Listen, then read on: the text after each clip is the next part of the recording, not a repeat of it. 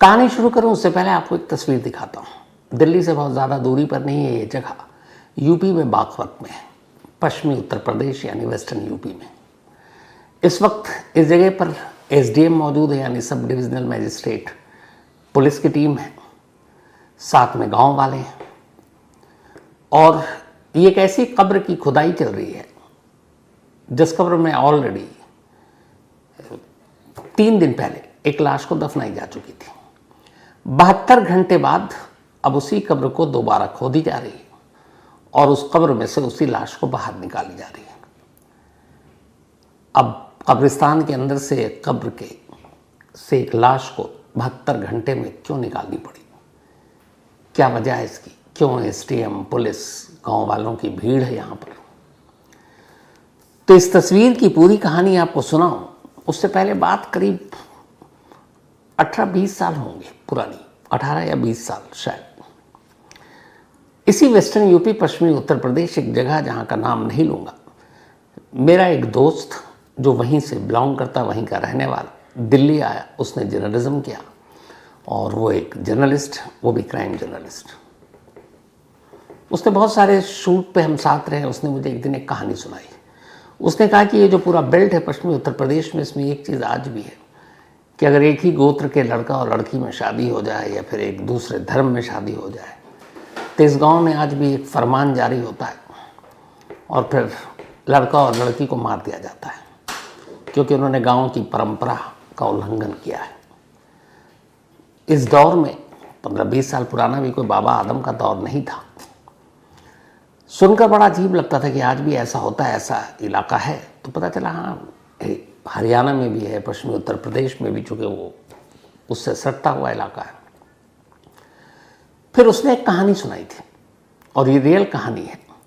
उसने बताया था कि उसके जो बड़े भाई हैं वो उस गांव के प्रधान बने और प्रधान बनने के बाद अब गांव में जब भी कुछ होता तो पंचायत बैठती, प्रधान का हुक्म सर्वोपरि, सभी को मानना होता है। गांव में रहना है तो प्रधान हुक्का पानी बंद कर दे तो गांव वाले कोई खाना पीना भी नहीं देंगे। तो वो शुरुआत में जब प्रधान नहीं बने थे, पढ़े लिखे ग्रेजुएट, तो वो इस परंपरा के बड़े खिलाफ थे कि कैसे अगर एक गोत्र में लड़का लड़की, आज का दौर है, आज़ाद हैं, शादी कर सकते हैं अगर बालिग हैं तो ये क्या परंपरा है। लेकिन जैसे ही वो प्रधान बने उनकी सोच बदल गई। शायद दबाव है कि उन्हें उसी इलाके में रहना, उसी गाँव में रहना। तो एक केस आया, एक लड़का और लड़की का दोनों एक दूसरे से प्यार करते थे लेकिन दोनों एक ही गोत्र के थे और गोत्र के हिसाब से दोनों, फिर गांव वालों के मानना था कि भाई बहन है तो शादी नहीं हो सकती थी। अब दोनों भागकर दोनों ने शादी कर ली, शहर में रहे। अब लड़की तो लड़की, उसे अपने माँ बाप की याद आई। उसने चुपचाप एक दिन फ़ोन किया अपनी माँ को और कहा, माँ आप लोगों की बड़ी याद आती है, शादी तो कर ली लेकिन आप लोगों का आशीर्वाद मिल जाता तो हमारी ज़िंदगी कामयाब हो जाती। माँ थी, उसने भी ये बात छुपाई, लेकिन पिता को शक हो गया कि बेटी माँ के संपर्क में है। उन्होंने माँ को झांसे में लिया और बोला कि ठीक है, अब बेटी ने जो कर लिया, उसको बुलाओ, अब हम लोग सार्वजनिक तौर पर दोनों की शादी करा देंगे। माँ खुश हो गई। माँ ने अपनी बेटी को कहा कि तुम्हारे पिताजी तक मान गए हैं, वापस आ जाओ। बेटी माँ के इस भरोसे पर गांव वापस आ जाती है अपने उस पति को साथ लेकर, जो पड़ोस के गांव का था लेकिन गोत्र में उनके हिसाब से एक था। अब दोनों आते हैं। उसके बाद यहाँ आते ही पूरा मंजर बदल गया। दोनों की खूब पिटाई होती है, दोनों को एक अलग अलग कमरे में बंद कर दिया जाता। अब लड़के के परिवार वालों को बुलाया जाता, लड़की का परिवार तो था ही था। अब इसके बाद ये मामला पंचायत में पहुँचता है। अब पंचायत बैठी, अब बताया गया कि भाई ये दोनों एक गोत्र के हैं और परंपरा ये है कि शादी नहीं कर सकते तो इन्हें सज़ा मिलनी चाहिए। जो मैं अपने जिस दोस्त की बात कर रहा हूँ, जो बड़े भाई उसके बाद में बने, पंचायत बैठी और उससे पहले भी ऐसे कई फैसले हो चुके थे जिस फैसले को वो प्रधान बनने से पहले गलत मानते थे। लेकिन उस दिन जब पंचायत बैठी तो सभी ने एक फ़ैसला लिया जिसमें उस प्रधान साहब की भी रजामंदी थी और वो ये था कि इसमें कुछ नहीं कर सकते।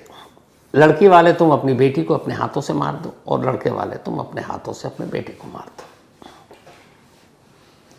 यही पंचायत का फैसला था। अगले दिन लड़के और लड़की दोनों को मार दिया गया और इसके बाद उनका अंतिम संस्कार कर दिया गया।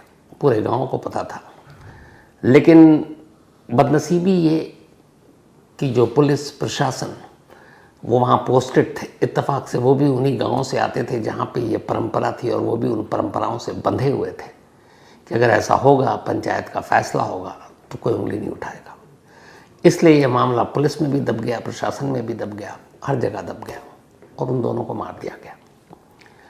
जिस दोस्त ने बताया वो इस बात का गवाह था। वक्त बीता, उसके बाद मैंने अपनी क्राइम रिपोर्टिंग में ऐसे 2-4 इसी पश्चिमी उत्तर प्रदेश में, तब इसे एक नाम दिया जाता था ऑनर किलिंग, इज्जत के लिए कत्ल। हालांकि ये नाम ही गलत है। फिर कुछ लोगों ने, मीडिया ने नाम दिया हॉरर किलिंग, शायद ये भी नाम गलत है। इसको कहीं से कोई नाम ही नहीं दिया जा सकता कि अगर एक लड़का लड़की बालिग हो और अपनी मर्जी से शादी कर रहा है तो उन दोनों को मार दिया जाए। कहाँ से इसको आप जस्टिफाई करेंगे, सही ठहराएंगे? लेकिन अफसोस की बात यह है कि आज इस दौर में भी कुछ इलाके हैं जहाँ ये होता है और ऐसी खबरें सामने नहीं आती हैं। अभी जो थोड़ी देर पहले मैंने आपको एक कब्र दिखाई जिसमें 72 घंटे पहले एक लाश को दफनाई गई और 72 घंटे बाद एसडीएम और पुलिस की मौजूदगी में उस कब्र की खुदाई करने के बाद उस लाश को बाहर निकाली गई, ये उस फितूरी नाम ऑनर किलिंग कहें, इज्जत के लिए कत्ल कहें, ये सब हालांकि बकवास शब्द हैं। ये उसकी सबसे ताज़ा कहानी है। ये कहानी है 17 साल की एक लड़की सानिया की। ये कहानी है 18 साल के एक लड़के सागर की। कहानी बागपत की है। एक 23 और 24 जुलाई की रात को एक शख्स बागपत के पुलिस स्टेशन में फ़ोन करता है। उसका नाम था रामपाल। फ़ोन करके कहता है कि साहब, मेरे बेटे की जान खतरे में है, उसका नाम सागर है, उम्र 17 साल है और हम सब हैं तो बागपत के इसी गांव के, लेकिन रोज़ी रोटी की तलाश में हिमाचल प्रदेश पहुंच गए। वहीं हमारा पूरा परिवार काम करता है। होली पर यहाँ आए थे और अब मेरा बेटा गायब है। मेरे बेटे को ढूंढ दीजिए क्योंकि कहीं ना कहीं हो सकता है कि उसको मार दिया जाए।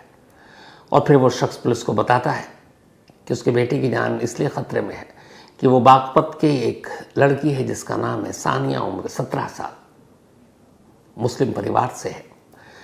सागर और सानिया प्यार करते हैं। घर वालों को पता चला और उन्होंने उसे उठाया, मारा पीटा और 23 तारीख को ही सानिया का कत्ल कर दिया, सानिया के अपने घर वालों ने।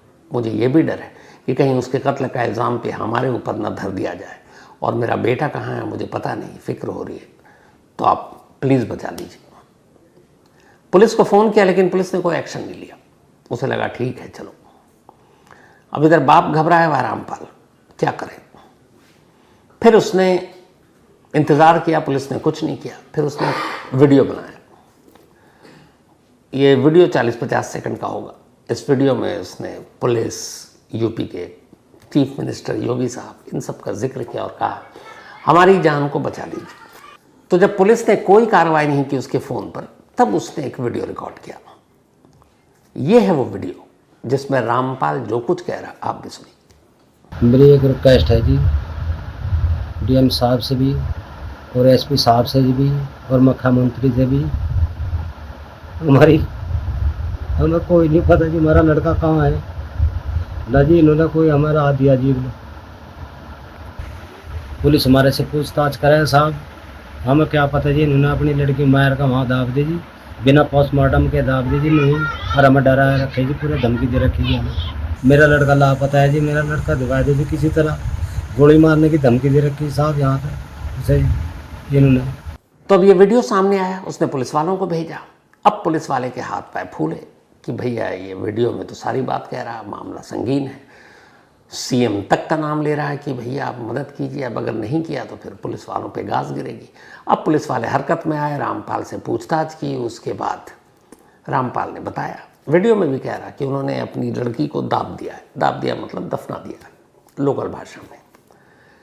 अब रामपाल के इस बयान के बाद पुलिस ने जब तफ्तीश शुरू की तो पता चला वाकई जिस लड़की का ये जिक्र कर रहे हैं उस लड़की की 3 दिन पहले मौत हो गई। अब पुलिस ने हर तरफ से पूछताछ करने के बाद जब घर पे गए तो घर वालों से पूछताछ की। उन्होंने कहा हाँ साहब, हमारी लड़की बीमार थी, उसे टीबी था और उसकी मौत हो गई, हमने उसे कब्रिस्तान में दफना दिया। तो पूछा कोई पोस्टमार्टम या कुछ, बताया गया नहीं। अब पुलिस को रामपाल की शिकायत थी। इसके बाद रामपाल ने जो कहानी सुनाई, उसके बाद घर वालों को उठाया गया, सानिया के ताऊ और चाचा, उनके लड़कों। फिर पूछताछ हुई। जब पूछताछ हुई तब उन्होंने कबूल कर लिया कि हाँ, हमने अपनी बेटी को मारा है। माँ बाप ने नहीं, लड़की के ताऊ, चाचा और उनके बच्चों ने। अब जब ये हुआ तो फिर पुलिस ने मामला दर्ज किया। उसके बाद डीएम साहब के पास पहुंची। उसने कहा कि अब ये मर्डर का केस है या टीबी से हुई मौत, ये सच तभी पता चलेगा जब इस लाश को कब्र से बाहर निकालेंगे और उसके लिए इजाज़त दी जाए। डीएम साहब ने इजाज़त दी और इस इजाज़त के मिलने के बाद 26 जुलाई की सुबह 10 बजे पुलिस की टीम एसडीएम की अगुवाई में बागपत के इस कब्रिस्तान में पहुंचती है, जहाँ की इस वक्त आप तस्वीरें देख रहे हैं।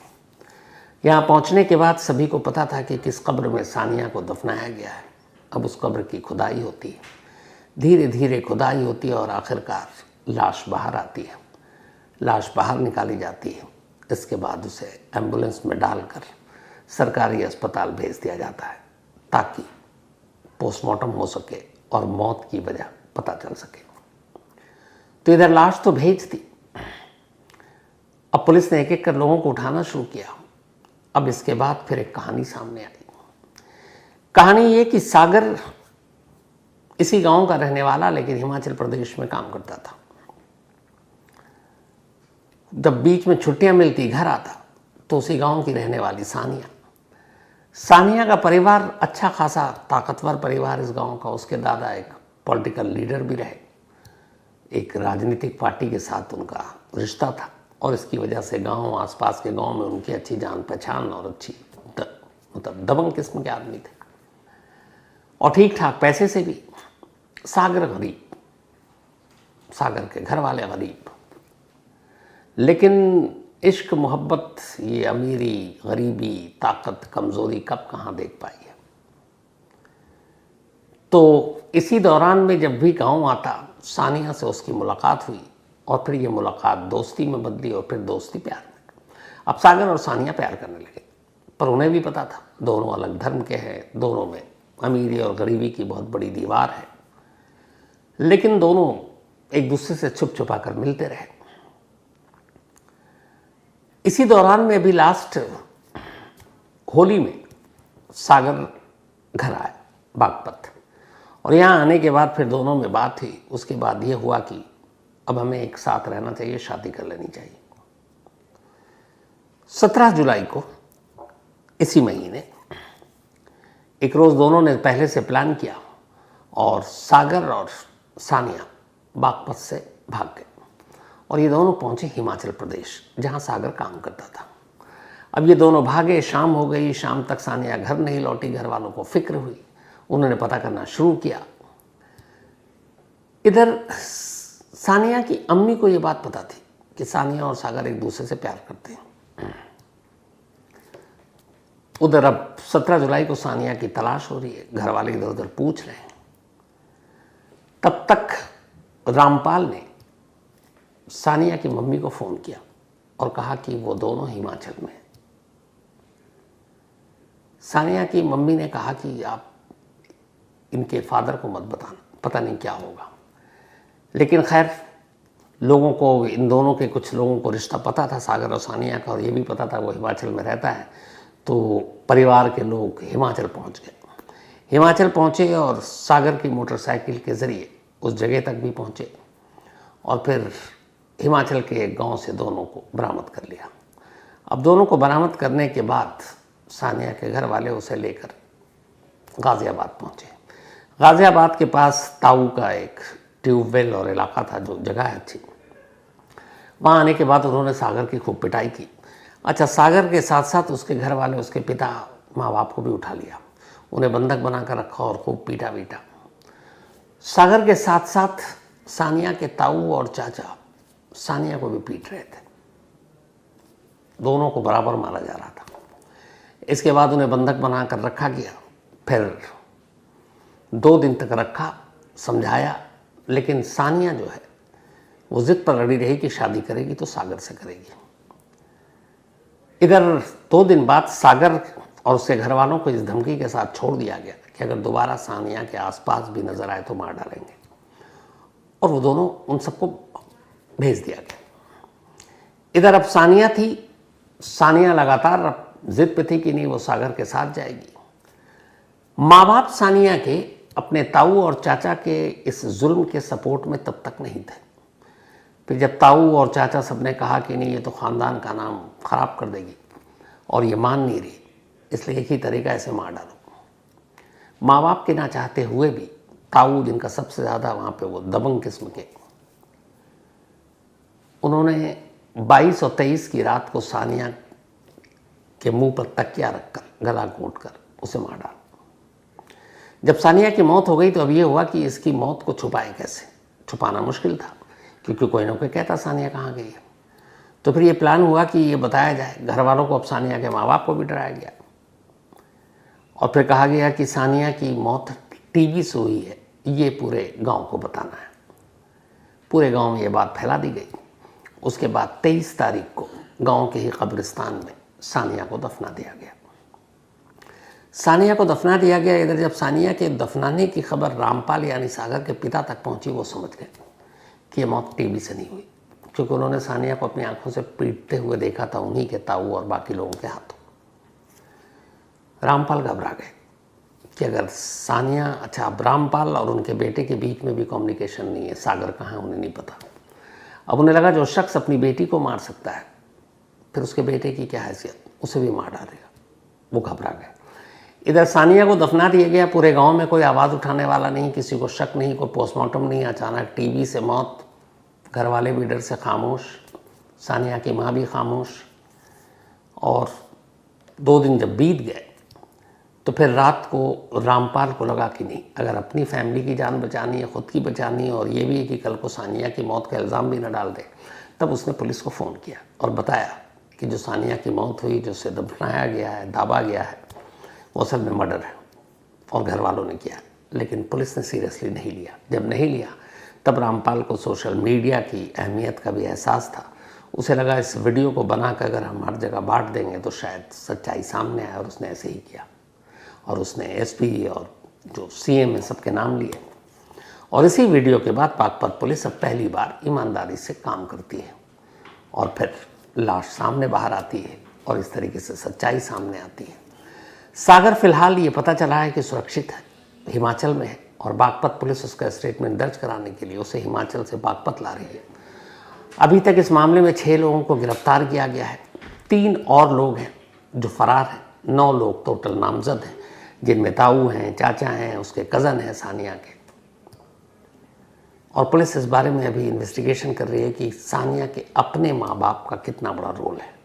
क्या वो वाकई उनकी मर्ज़ी के ख़िलाफ़ ताऊ और बाकी लोगों ने सानिया को मारा, या इनकी मर्ज़ी शामिल थी।